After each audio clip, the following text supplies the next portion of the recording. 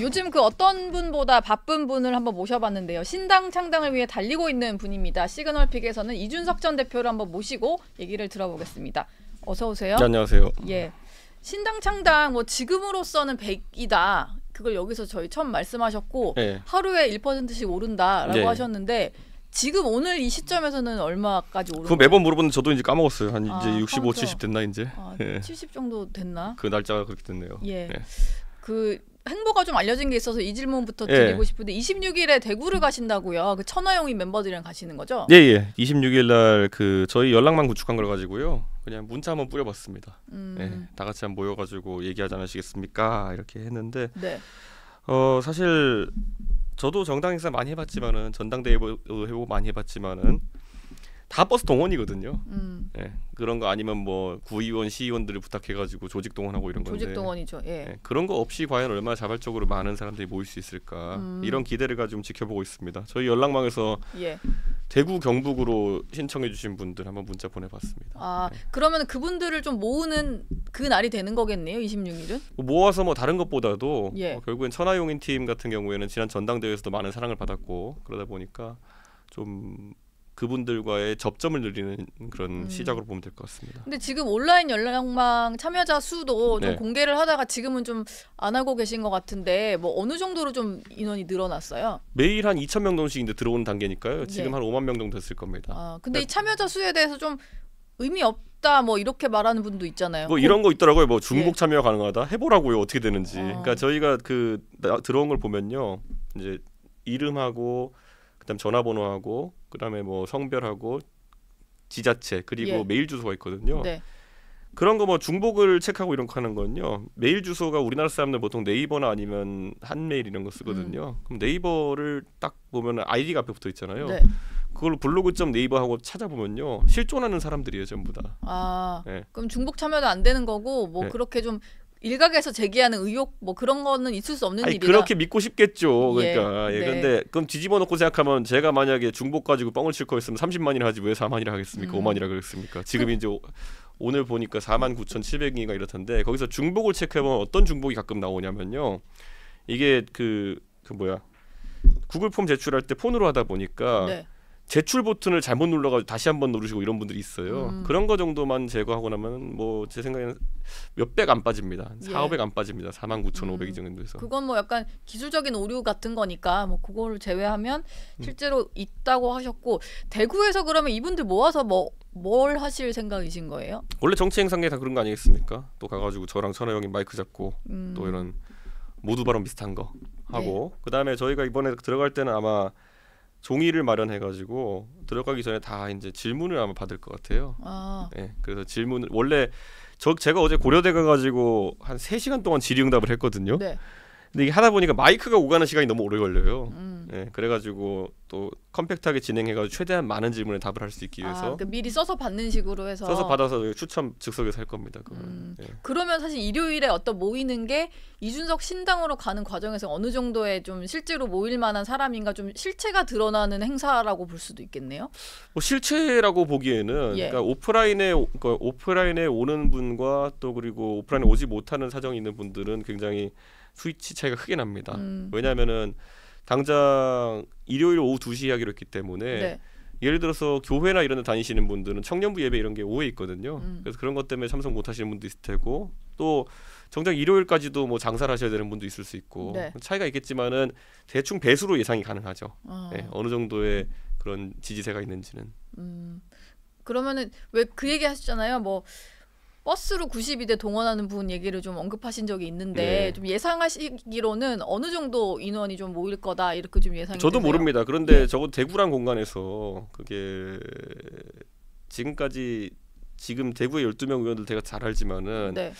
뭐 주호영 대표 정도 빼놓고는 아마 버스 동원 안 하고 나서 한 어떤 공지만으로 100명 모을 수 있는 사람 많지 않을걸요. 지금 현재 대구 의원들 예, 상태에서는 제가 대구 의원들 다 잘하는데 예. 구의원, 시의원 시켜가지고 동원하고 이렇게 하지 않고 100명 모을 수 있는 사람 거의 없을걸요.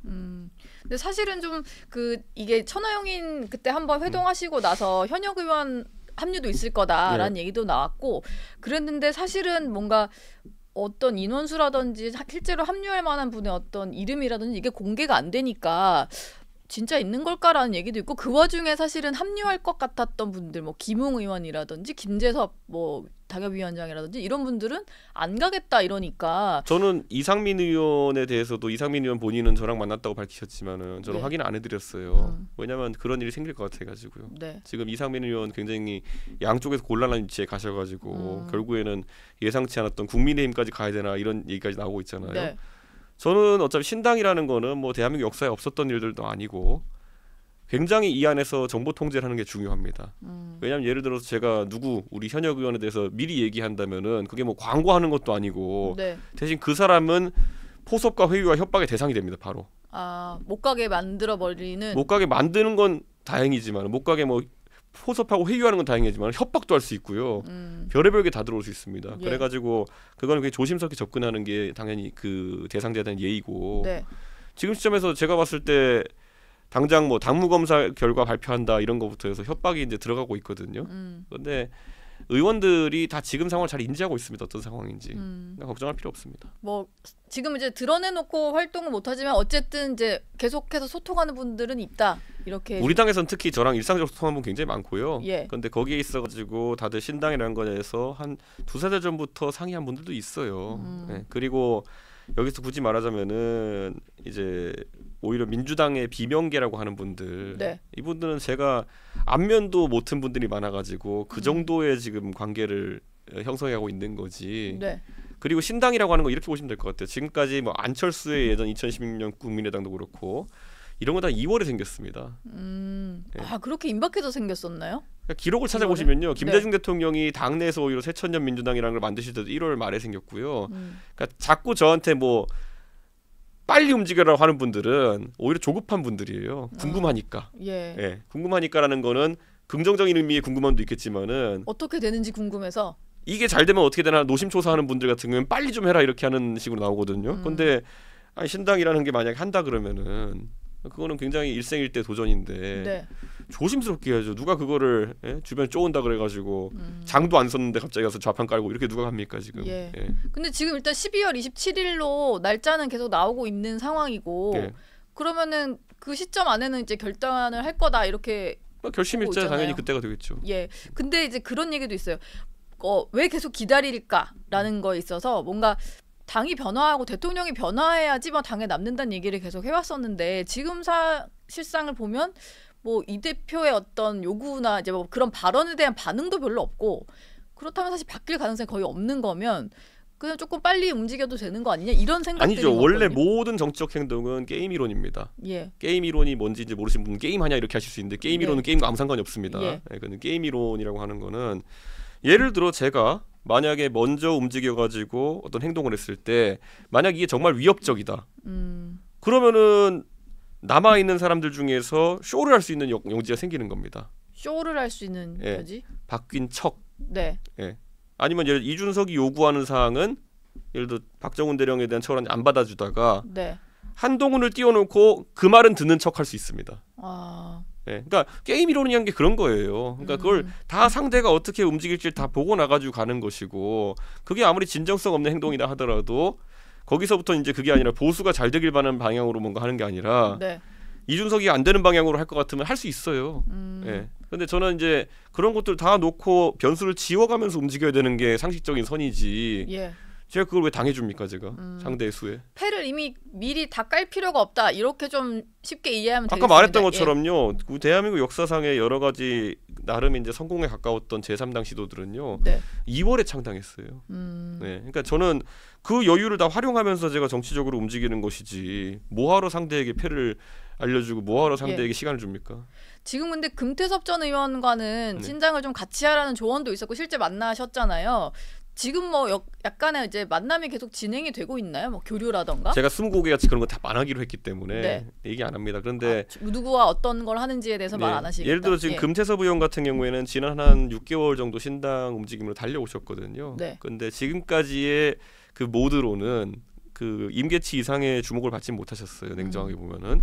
다만 금태섭 의원도 이제 준비하는 부분이 그러면 만약에 다른 장이 펼쳐지는 예. 지금까지 금태섭 의원이 뭐 주목 못 받았던 이유는 여러 가지 있다 봅니다만 전 가장 큰 게 금태섭 의원 개인에 대한 것보다도 장이 안 서는 타이밍에 좌판을 펼치셨던 게 큰 것 같아요. 아무도 제3당이 생길지 안 생길지 관심이 없는 타이밍에. 그러니까 총선에 대한 관심이라고 하는 것은 네. 보통 우리 국민들 중에 정치 고관여층은 뭐 6개월 전부터 이렇게 많은 관심 가지시지만은 네. 대다수의 저관여층 같은 경우에는 한 2달쯤 전부터 이렇게 관심 가지는 경우가 많거든요. 예. 그러니까 그런 걸 보고 움직이셨어야 되는데 금태섭 의원이 아마 조금 일찍 움직이신 게 영향이 있는 것 같아요. 그래서 네. 아마 금태섭 의원도 그런 부분을 감안해가지고 실제 장이 열리는 타이밍에 어떤 형태로 기여할 건지를 준비하셔야 될 거다 이렇게 생각합니다. 그런데 그 두 사람이 좀 함께하는 모습을 좀 추천하는 사람도 있지만 그 부분을 걱정하는 분들도 있던데 두 사람에 있어서 약간 그 여성 정책에 대한 생각이 많이 다르지 않냐? 뭐 이런 얘기가 있어요. 일종의 뭐지 금태섭 의원은 페미니스트 쪽에 조금 더 가깝지 않냐. 그래서 그런 사람들이 어떻게 같이 하겠냐 이런 얘기들도 나오거든요. 금태섭 의원이 페미니스트에 대한 어떤 그런 이야기가 금태섭 의원의 모든 걸 설명하는 건 아니다 이렇게 생각합니다. 예. 그리고 금태섭 의원이 한 인터뷰들을 보면요, 금태섭 의원과 저와의 사이에 결코 해결할 수 없는 간극도 있어 보입니다. 그런데 그게 다 이제 무조건 성립한다고 해가지고 정치를 함께할 가능성 자체를 배제하는 것은 무의미합니다. 예를 들어 비명계라고 하시는 분도 제가 높아지만은 어쩌면 페미니스트 아젠다보다 더 중요할 수 있는 대북관이나 이런 데도 있어도 저랑도 간극이 있는 분이 있을 수 있어요. 예. 근데 제가 이렇게 딱 말씀드릴게요. 저와 금태섭 의원과의 간극이 있다 한들, 그리고 아니면 저와 뭐 비명계 의원들 간의 간극이 있다 한들, 김대중과 JP만큼의 간극이겠습니까? 그러니까 그 시점에 이루고 싶은 지향점이 있으면은 예. 비슷한 점을 많이 찾는 게 중요하다 이렇게 생각하고요. 제가 금태섭 의원을 몇 번 만났다고 이미 공개한 바가 있습니다. 다른 언론에서. 네. 그래서 만나면서 계속 우리가 논의하는 거는 하다못해 젠더 이슈 같은 경우에도 저는 이렇게 금태섭 의원한테 설명해요. 구호에 매몰되지 않았으면 좋겠다. 뭐냐면 뭐 가족 오락관에서 남성팀 여성팀 하는 것처럼 네. 뭐 여자라서 죽었다 뭐 이런 거 예. 이런 거 해버리면 싸우자는 겁니다. 대신 금태섭 의원하고 제가 만날 때마다 항상 이야기하는 거는 특정한 제도를 놓고 예를 들어서 여성 할당제, 남성 할당제 이런 것들이 과연 지금 옳냐 그르냐 아니면은 뭐 예를 들어서 성별에 대한 성별 정정이라 이런 거에 대해 가지고 다들 입장이 어떠냐 이런 것들을 확인하고 있는 과정입니다. 정책에 대해서는 충분히 A와 B가 다른 생각으로 공존할 수 있는 부분이 있거든요. 네. 그래서 저는 그런 걸 보고 있습니다. 근데 안철수 의원은 이제 그 며칠 전에 저희 이제 연결을 했었는데 두 분 다 잘 알지만 내분이 날 거라는 전망을 좀 하셨어요. 안철수 금태섭, 그러니까 이준석 금태섭이 같이 갔을 때 그게 아마 요런 얘기였거든요. 이제 둘 다 사실 이제 어떻게 보면은 신당 창당 움직임에 있어서 중심 인물이잖아요. 네. 근데 누군가가 조금 이제 독보적인 1인자로 나서야 되는데 그게 다 똑같이 이제 원오브댐으로 하는 과정을 함께 할 수 있겠느냐 뭐 이런 얘기들도 있습니다. 그게 이제 제가 이제 항상 얘기하는 안철수의 한계거든요. 예. 그러니까 우리 생각해 보자는 거죠. 처음에 보면은 뭐 예를 들어 이런 겁니다. 이준석 대표와 윤석열 대통령이 네. 호흡을 맞추지 못한다고 했을 때 처음엔 당연히 대통령이 더 존경받는 어른이니까 많은 사람들이 저한테 이렇게 얘기했어요. 너 정말 별난 거 아니냐? 왜 대통령한테 못 맞춰주냐? 근데 처음엔 그랬어요. 그런데 그 다음에 뭐 유승민 대표도 같이 못하는 걸 보고 나경원 대표도 같이 못하는 걸 보고 홍준표 대표도 같이 못하는 걸 보고 안철수도 같이 못하는 걸 보고 이걸 다 겪고 난 다음에 이제 사람들이 인식하고 있는 거는 별난 게 이준석이 아니라 정말 윤석열 대통령이 별난 거구나 이렇게 얘기하거든요. 예. 똑같은 겁니다. 안철수 대표가 금태섭과 이준석과 함께할 수 없다고 주장하는 바는 예전에 금태섭 의원도 안철수 의원의 측근인 적이 있었고요. 저도 안철수 의원과 같은 당을 했던 적이 있습니다. 네. 대한민국의 대부분의 국민은 안철수를 한 번쯤은 사랑해 본 적이 있어요. 그런데 이거 안 되는 이유는요. 안철수가 별난 겁니다. 그걸 가지고 지금 다른 사람들이 이간질하려고 하는 것 자체가 그러니까 사람이 안 되는 겁니다. 예. 예. 사람이 안 되는 거다. 예. 저 이것도 하나 궁금했는데 이준석 전 대표가 이제 신당을 만들겠다고 하면서 여러 가지 말을 하는데 이제 젊은이들의 꿈을 위한 노화의 방주 얘기도 했고 그리고 보수의 어떤 괴멸을 좀 막아야 된다는 얘기도 했어요. 그러다 보니까 사실 이제 보수의 괴멸을 막는다는 걸로 이제 뭔가를 정했을 때 그게 사실 다양한 사람을 끌어들일 수 있느냐는 얘기는 좀 나오거든요. 그러니까 뭐 보수라고 했을 때 사실 뭐 민주당의 비명계 의원들이 내가 왜 보수 쪽 그걸 같이 하지라고 생각할 수도 있을 거고 그래서 정확히 지금 하겠다는 신당의 어떤 그림 뭐 그런 컨셉이 뭔지가 좀 궁금했습니다. 저는 이렇게 생각해요. 보수라는 이야기를 했을 때 결국 보수에 있어가지고 절멸의 위기다라고 하는 거는요. 예. 지금 대한민국의 보수 덩어리 안에서도 조금 상식적인 사람들 이런 사람들은 정치에 끼일 공간이 없어지고 있습니다. 예를 들어서 제가 한동훈 장관한테 이런 질문 하잖아요. 부정선거 담론에 대해서 어떻게 생각하느냐. 예, 한동훈 장관은 국회 예결위에서 이소영 의원이 이런 질문을 했더니만 회피했어요. 사실상 제가 보기에는 그 질문을 뭐 지금 이제 예결위에서 그 질문을 왜 하느냐 뭐 이런 식으로 대응을 첫 번째는 했었죠. 그거고 그래가지고 이제 그 다음에 이소영 의원이 재차 질문하니까 그냥 저는 선거는 공정하게 치러야 된다고 생각합니다. 이렇게 답변했어요. 예. 회피한 거잖아요. 그러니까 저는 근데 이거 한동훈 장관이 평소에는 예결위에서 아무 질문에도 답 다 하시거든요. 네. 근데 이거를 피해 가시는 이유는 한 가지다. 본인의 지지층의 덩어리 중에 그게 있다는 걸 알고 있는 거예요. 부정선거에 대해서 계속 진실을 밝혀야 된다 그 말을 하는 사람들 중에 그것도 아니 부정선거 그냥 옹호하는 사람들 있는 예. 거예요. 예. 그러니까 황교안 대표 이소영 의원이 그 질문한 이유 자체가 황교안 대표가 이렇게 말씀하셔서 방송 나가가지고 한동훈 장관은 정치할 생각하지 말고 부정선거에 대한 진실이나 밝혀라 뭐 이런 식으로 얘기하셨어요. 네. 그걸 이제 이소영 의원이 받아가지고 질문한 거죠. 저는 그래서 이런 것들이 굉장히 중요한 게 지금 보수 안에서 그런 음모론이나 아니면 말도 안 되는 소리 때문에 정상적인 목소리가 설 공간이 없는 겁니다. 그렇기 때문에 보수에 있어가지고 노아의 방주 같은 공간이 필요하다라는 게 첫 번째고요. 그게 다가 아니겠죠.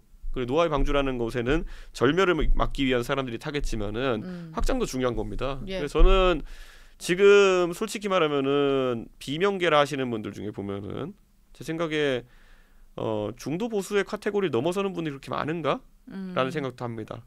우리가 잘 아는 뭐 예를 들어 극성인 민주당 의원이라 보는 분들 중에 철험회 뭐 이런 사람들 네. 그 사람이 뭐 진보라서 극성인 것 같지는 않거든요. 그러니까 예를 들어 그냥 조국 장관을 굉장히 좋아한다든지 예. 뭐 약간 다른 의미의 극성이거든요. 네. 저는 우리 당의 진보당이나 정의당, 노동당의 일부 인사들 정도 빼놓고는 저 사람이 진보라 가지고 국민의힘과 반대 지점에 있는 사람을 생각하는 사람 많지 않다. 전 이런 생각합니다. 예를 들어 민주당이 특히 지난번에 수도권에서 인재 영입을 하면서 굉장히 전문가 영입을 많이 했어요. 네. 예를 들어 일산 이런 데 가보면 뭐 카카오뱅크 대표 출신 이용우 의원이라든지 이런 분들은 굉장히 또 기업 활동 이해 잘하고 활동하시더라고요. 그러니까 저는 그 구분에 있어가지고 범보수의 영역은 오히려 네. 신당을 통해 넓어질 수 있다는 생각합니다. 신당을 통해서 지금 근데 얘기를 들으면 들을수록 이준석 전 대표는 신당 할 것 같다는 생각인데 일각에서는 결국 안 할 거다라는 얘기가 계속 나오거든요. 네. 그 얘기에 대해서 좀 어떻게 반박을 하시겠어요? 그러니까 그런 거죠. 이 언론이 이걸 다루는 자세 그리고 네. 또 정치인들이 어떤 현상을 다루는 자세에 대해 가지고 제가 자꾸 비유를 하면 네가 그 사람이라는 얘기냐 이래가지고 제가 좀 조심스러운데 네. 나폴레옹에 관한 일화가 있죠. 나폴레옹이라. 나폴레옹이 처음에 이제 전쟁해가지고 나폴레옹 전쟁한 다음에 져가지고 이제 갇혔어요. 예. 예, 유배를 당했어요. 근데 나폴레옹이 탈출해가지고 이제 다시 파리로 들어와가지고 또 권력을 잡죠. 처음에 나폴레옹이 그 섬을 탈출했다 그럴 때 모든 언론이 이렇게 썼어요. 역적이 섬을 탈출했다. 네. 예. 근데 서서히 이제 가까워지면서 파리에 가까워지면서 논조가 바뀝니다. 그래서 마지막에 가면은 장군님 입성하셨다 이렇게 바뀌어요. 예. 예. 근데 역적에서 장군님으로. 예. 근데 이렇게 가는 건데 그 신당에 관한 이야기도 이제 보시면은 서서히 톤이 바뀌는 걸 느끼실 겁니다. 처음에는 이준석이 나가봤자가 뭐 우리 당 지지율이 3% 4% 오르고 쟤는 망한다 이거였잖아요. 네. 지금은 그건 또 아닌 것 같으니까 그 얘기는 안 나와요. 그 다음에 보면 조정훈 의원 같은 사람이 나와가지고 나 창당할 때 정말 힘들었는데 5천 명 모으기 힘드니까 이준석이 가서 그거나 해라 이러잖아요. 예. 그건 당신 얘기고요. 그거는 예, 그건 조정훈의 얘기고 예. 본인이 어렵게 했다 그래서 남들도 그렇다는 생각을 하면 안 되는 거죠. 근데 이제 그거 이제 더 이상 아무도 얘기 안 하잖아요. 네. 연락만 구축한 다음에 갈수록 이런 거예요. 이제 그리고 나중에 가다 보면은 지금은 보세요. 지금은 아니 양립이 안 되잖아요. 신당을 창당했을 때 미미할 것이라 예상되면은 아예 언급조차 안 한 게 정답이죠. 네. 근데 지금은 와가지고 신당 창당하면은 뭐 배신자 된다 뭐 이런 소리 하고 있잖아요. 그거는 이제 좀 남아줬으면 하는 입장에서 또 애정 어린 말로 나오는 말들이 애정이 아니죠. 했는데. 지금까지 1년 반 동안 해왔던 짓을 보세요. 집단 린치하고 이렇게 하면서 했던 사람들이 예. 갑자기 애정이 생겼다? 그럴 리는 없죠. 예, 정신이 이상한 사람들이 아니면은 집단 린치하다가 애정이 생기는 거는 예. 그거는 병원 가야죠. 그건 진짜. 예. 한동훈 장관 얘기로 좀 넘어가 볼까 네. 하는데요. 사실은 이제 요런 얘기도 있었습니다. 그 여권 내 일각에서는 이준석 신당에 대한 관심이 한창 좀 뜨거웠는데 네. 한동훈 장관이 정치 출마를 하냐 안 하냐를 두고 얘기가 나오면서 좀 신당 얘기가 잦아들었다는 좀 그런 해석들도 있거든요. 그러다 보니까 이제 어떻게 보면은 국민의힘 입장에서는 한동훈 뜨는 게 더 좋다. 이준석 신당에 대한 기사는 좀 묻히고 사실 원래 정치 기사라는 게 이슈를 좀 따라가다 보니까 지금은 관심사가 사실 한동훈 장관이 출마를 할지 말지, 원희룡 장관이 어디로 갈지 이런 게 궁금하긴 하거든요. 이런 상황에 대해서는 좀 어떻게 보세요? 그러니까 일부러 좀 이준석 신당의 효과를 좀 떨어뜨리려고 띄운다? 뭐 이렇게 좀 봐야 되는 겁니까? 그거는요 제가 극복하기 나름이에요. 저 전당대회 할 때는 그러면은 사실상 모든 의원이 지지 선언을 어떻게든 한 나경원 주호영에게 관심이 쏠리는 상황이었는데 예. 제가 돌파해내잖아요. 예, 저 그때 전국의 253개 당협 중에 저 지지 선언한 당협이 저희 당협하고요. 예. 한 3개인가 그랬어요. 예. 그러니까 저는 근데 그때는 약간 언론이 좀 이준석 신드롬 이렇게 좀 기사를 좀 많이 썼던 것 같은데. 그게 왜 그렇겠어요? 기사거리를 만드는 게 중요한 거죠. 상대가 의도하지 않게 상대가 기사거리를 만들어준 경우도 있고요. 그때 주호영 대표가 뭐 이준석이 가가지고 니네 동네 당선이나 되고 와라 그래가지고 예. 아니 대표님은 803만 5번 오르신 분이 뭐 그렇게 대단한 정치를 하셨다고 그렇게 하십니까? 받아쳐가지고 기사 나기도 하고 그건 제 능력이죠. 예. 사실 지금도 마찬가지 아닙니까?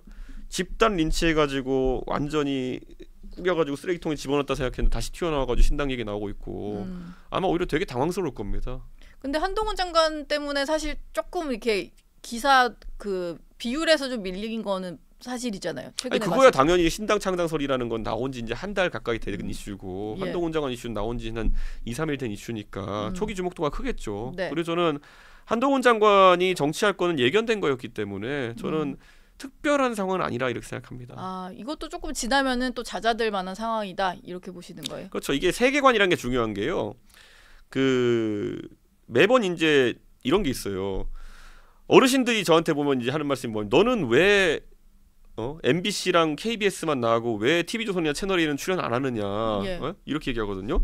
안 부르니까 안 가죠. 예. 저희는 부르는데 계속. 여기만 부르잖아요. 예. 그러니까 제가 이렇게 뒤집어 말하면 뭐냐면은 그런데 어르신들 세계관에서는 이준석이는 관심에 사라졌다. 왜냐 채널A만 보고 있으니까. 예. 예. 내가 보는 데서는 안 나오니까. 그러니까요. 약간 거구나. 그런 예. 세계관이잖아요. 예. 예. 그런데 지난번에 배종찬 소장이 어디 가가지고 방송에서 언급했던데 검색량을 보면은 이준석이 치킨과 피자를 합친 것보다 많다. 예. 그 정도로 많아요? 대한민국의 예. 그 검색 사이트에서 치킨과 피자는 밤에 계속 검색된대요. 네. 근데 이준석이 치킨과 피자보다 검색이 많이 된대요. 아, 비결이 좀 궁금한데. 그러니까 뒤집어 예. 말하면은 네. 그러니까 그런 거죠. 그러니까 어르신들이 맨날 보는 틀 안에서 저도 이제 제가 전화번호가 거의 제 전화번호 공공재 수준이기 때문에 예. 거의 모든 어르신 단톡방에 다 초대돼 있어요. 당에 있는. 가면은 거기 가면은 재밌게 노시잖아요. 막 해가지고 드디어 역적 이준석이의 학력 위조를 발표했다. 뭐 이러면서 하는데 예. 제가 보면 좀 웃고 지나가잖아요. 그러니까 그 세계관은 얼마나 재밌겠어요. 막 어떤 놈이 학력 위조를 했대부터 시작하고 하는데 네. 밖에는 아무도 그 생각 안 해요. 예. 그러니까 학력이죠. 그 우리만의 소중한 단톡방과 네. 그리고 막 그 네이버 댓글 안에 가 보면은 애국 시민들이 야 이준석이 학력 위조를 잡았다. 그리고 내가 보는 유튜브 이 작고 소중한 세계에서는 네. 채팅창에서 애국 시민들이 얘기하는데 노은지 기자 입장에서는 채널A 기자 입장에서 이준석의 학력 위조가 사실이라면은 예. 채널A의 보도 가치가 있습니까 없습니까? 학력 위조가 사실이면 보도 가치가 있죠. 그럼 왜 보도를 안 할까요? 사실이 아니니까요. 그러니까 이런 상황인 거예요. 그러니까 네. 지금 이제 이 세계관이라는 게 예. 그러니까 이 어르신 세계관에서 보면은 네. 강서보궐 선거 때 이번에 한 번 이미 멘탈이 터졌어야 되는 거거든요. 아니 우리 단톡방에 보면 세계관에 보면은 예. 지금 댓글창이 지금 난리가 나고 있어요 지금. 예. 예. 우리 작고 소중한 세계에서 지금 막. 그러니까 우리 그 작고 소중한 세계에서는 네. 분명히 누군가 정체를 모르는 보통 단톡방에 이런 거 올라와요.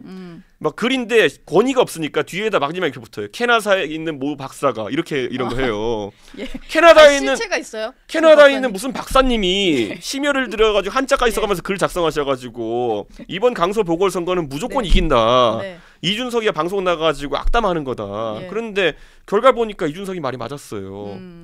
이 세계관을 극복하려면 또 다른 음모론이 필요한 겁니다. 네. 그래서 나온 게 뭐냐면은 선관위 부정선거를 했기 때문에 이준석이 17이라고 먼저 제시하고 맞췄다 이거예요. 17, 18이 제시하고. 아, 여의도 연구원 내부 그건 또 자료를 미국에 있는 받았다, 다른 이런- 박사가 얘기하는 거예요. 예, 그건 또 미국에서. 예, 그러니까 이 세계관을 계속 굴려가면서 4월 달까지 가면은 보수 절멸인 겁니다. 예. 근데 뭐 민주당도 마찬가지잖아요. 민주당도 작고 소중한 세계에서만 박수를 받으니까 계속 뭐 암컷 얘기도 나오는 거고. 그러니까 이게 다른 게 뭐냐면요.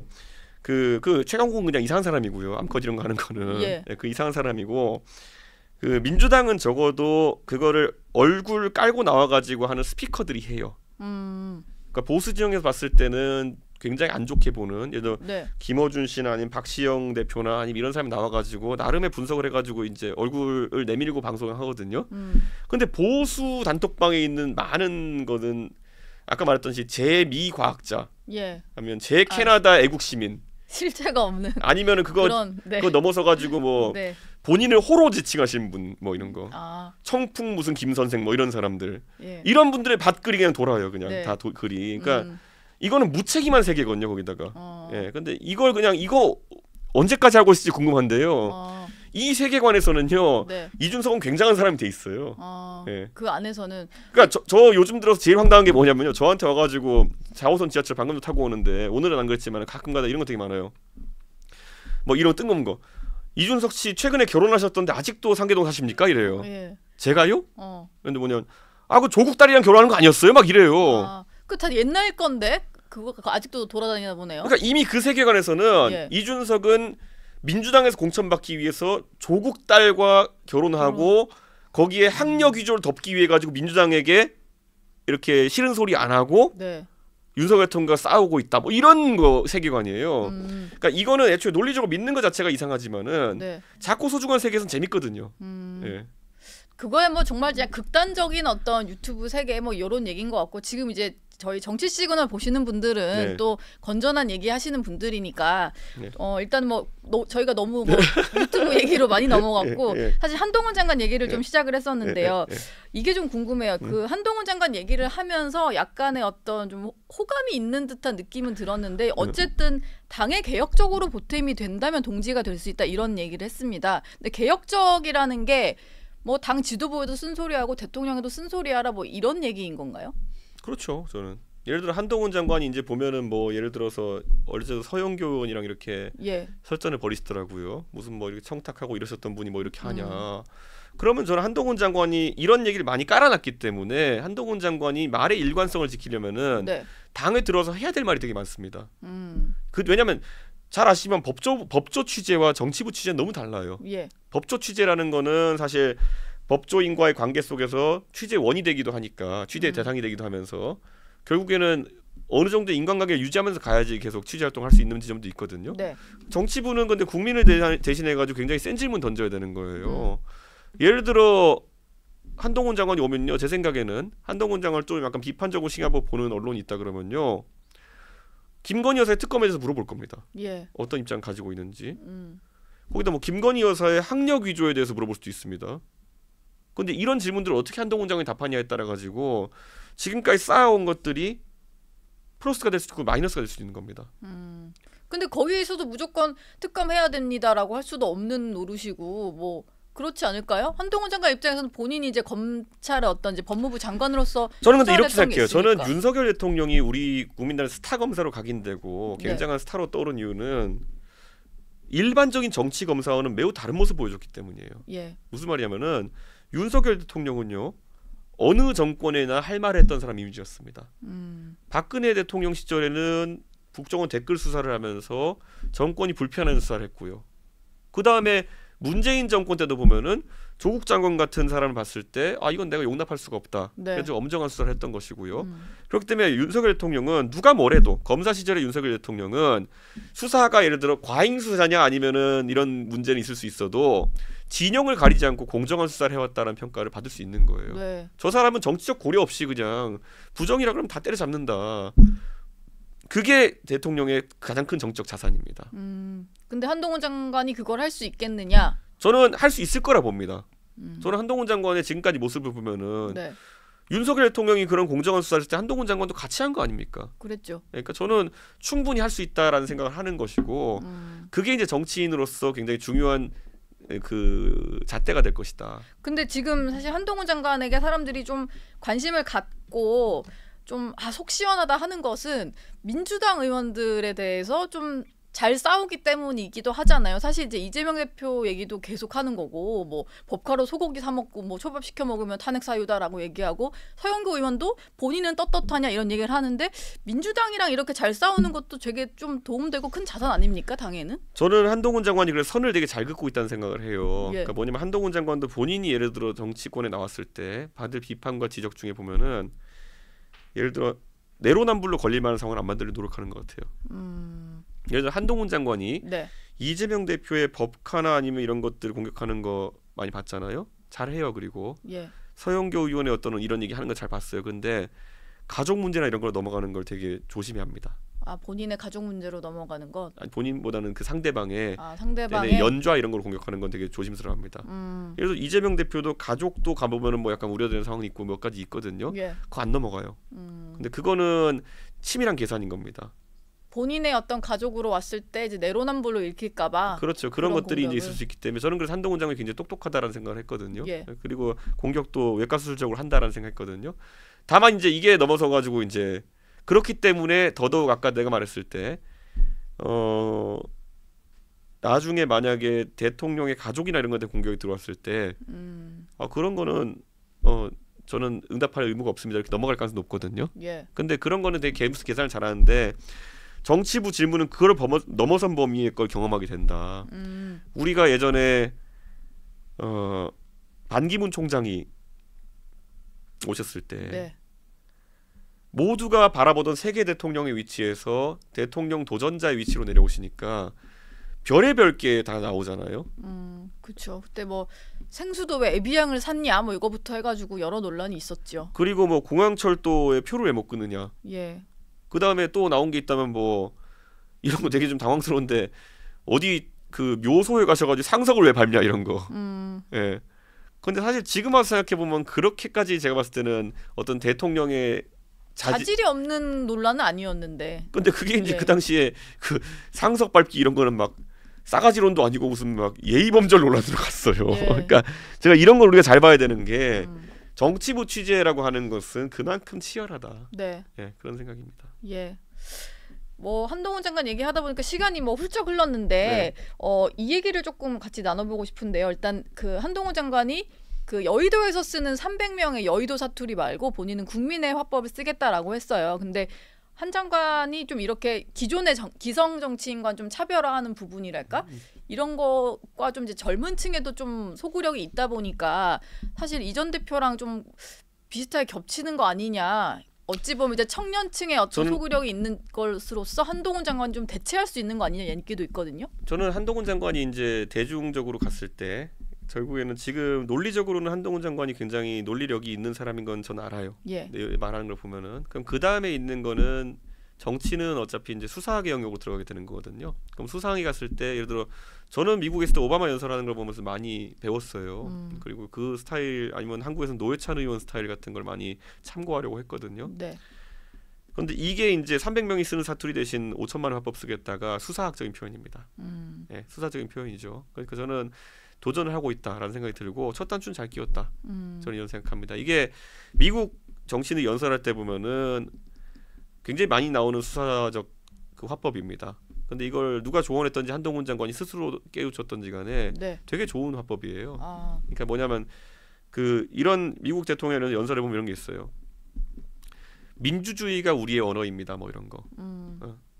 Democracy is our language here. 뭐 이렇게 나오는 이런 화법 같은 게 있거든요. 예. 근데 딱 그걸 연상시킬 수 있는 그런 화법이거든요.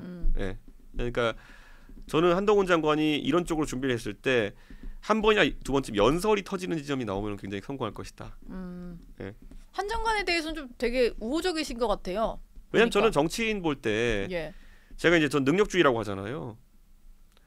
능력주를 되게 세게 보는 게요. 저는 천하람 변호사도 굉장히 능력을 높게 평가하는 게 천하람 변호사는 제 동생 뻘이기도 하지만 능력이 있으니까 자신감이 있는 거예요. 네. 예. 능력이 있으니까 어디 줄 서는 것보단 자신감이 있는 거예요. 저는 한동훈 장관도 능력이 굉장히 있다고 저는 보기 때문에 네. 거기에 따라서 발광체가 되길 바라는 겁니다. 예, 반사체가 되지 말고. 예, 그런데 대부분의 그 지금 우리 국민의힘에 보면은 있는 비만 고양이들은요. 네. 본인들이 학자로서의 능력이나 아니면 어떤 또 관료로서의 능력 같은 건 다 있으시겠죠. 그러니까 다 좋은 타이틀을 갖고 계실 텐데 정치를 할 때 급격하게 자존심이나 자신감이 떨어지는 분들이 계세요. 예. 네. 그런 게 어디서 나오냐면은 대중적인 인기를 얻는 능력이나 이런 거 있어가지고 굉장히 좀 조심스러운 분들이 있거든요. 네. 제가 이거 약간 재밌는 일화가 있는데 뭐냐면은 예. 2012년에 제가 이제 그때 새누리당 비대위원 할 때 네. 그때 기장군에 이제 부산 기장군에 한번 당원 교육을 갔어요. 그런데 그때 이제 그때는 해운대 기장군이었는데 네. 하필이면 거기 국회의원이 이제 저랑 친한 하태경 의원이었어요. 예. 근데 하태경 의원 뭐 사석에서 만난 분들은 알지만은 되게 내성적이에요. 예, 예. 예. 하태경 의원이 그렇죠. 막 이렇게 말하는 거는 이제 글로 옮기면 센 것들이 많은데 되게 내성적이거든요. 근데 하태경 의원이 되게 똑똑하잖아요. 똑똑하고 한데 예. 처음 이제 제가 이제 대중연설하는 걸 그 당원 거기서 하는 걸 보고 나서 하태경 옆에 가서 그러더라. 아 나도 이 의원처럼 말 좀 잘했으면 좋겠다 막 이러더라고요. 예. 그런데 하태경 의원이 되게 그런 부담감을 갖고 있었어요. 아 대중 연설을 잘하고 싶은 부담감 같은 거요? 그렇죠. 그런데 하태경 의원이 나중에 이제 바른미래당하고도 굉장히 절박함이 생기면서 네. 그때 제가 이제 전당대 연설하고 하는 거 보니까 되게 수사학적으로나 아니면 이런 게 되게 많이 발달했더라고요. 그런 걸 보면서 하태경 의원 같은 사람은 굉장히 그걸 빠르게 성장한 케이스라고 좀 봐요. 제가 네. 감히 평가하자면은. 예. 그런데 한동훈 장관 같은 경우에는 오히려 지금 첫 단추를 끼우는 걸 보니까 수사학적인 측면에서는 굉장히 잘할 것 같다는 기대감이 생기는 거죠. 예. 그래서 그걸 보고 있는 겁니다. 예. 아 지금 시간이 너무 많이 돼서 네. 마지막 질문을 좀 하고 마무리를 해야 되는데 네. 저희 그 정치 시그널에 출연해가지고 네. 이준석 전 대표와 토론하겠다는 분들이 꽤 많았는데요. 조정훈 의원 하는. 조정훈 의원은 이제 결단을 하면 이제 창당을 하겠다고 하던지 하여튼 결행을 하면 결심하고 나면 하겠다라고 했고 장해찬 뭐 그렇게 최고도 조건이 많아요 그분은. 장해찬 최고도 일단 하겠다고 했는데 제가 이제 그러면 둘 중에 토론을 한 사람이랑만 해야 된다면 누구랑 토론하시겠어요? 예찬이는 토론할 거 없고요. 예. 예찬이는 뭐 저랑 뭐 안 해본 얘기가 없으니까. 네. 예. 그리고 지금 예찬이 악에 바쳤는데 제가 해줄 필요 없고요. 그 저기 누구야 조정훈 의원 같은 경우에는 네. 한번 그 해로운 말이 많으시니까 예. 온 동네에서 이준석 평가하고 다니시잖아요. 예. 요즘 한번 얘기할 필요는 있겠죠. 그러면은 전제 조건이 있긴 합니다만 어쨌든 이준석 전 대표도 행보를 확실히 정해야지 뭔가 명쾌하게 말을 할 수 있을 거니까 그때 하자 뭐 이런 거였거든요. 제가 조정훈 의원보다 훨씬 더 행보가 명쾌한 것 같은데 지금. 네. 그렇습니까? 예. 예. 그러면 하여튼 두 분의 그 저는 토론에는 조정훈 의원이 하자 그러면 내일도 할 수 있습니다. 예. 뭐 그러면- 이렇게 조건이 많아요 토론하자는데. 예. 일단 조건을 좀 맞춰서 그럼 토론을 한번 추진해 보는 걸로. 지난번에 김현정이 뉴스지에서 할 때는 예. PD가 연락했더니만은 본인이 지금 할 수 없다 이렇게 하면서 뭐 바빠가지 못한다 그랬거든요. 전국 토크 콘서트를 좀 다니시는 것 같더라고요. 바쁘다는데 저랑 방송은 안 한다 그러면서 온 동네 방송 다 나오더라고요. 예. 그러니까 한번 여기서 주선을 한번 해보겠습니다. 무조건 그냥 다음 주 하자 하세요. 뭐 조건을 뭘 달아요 추잡하게 그거를. 네. 알겠습니다. 이준석 전 대표와는 여기까지 얘기하겠습니다. 고맙습니다. 예.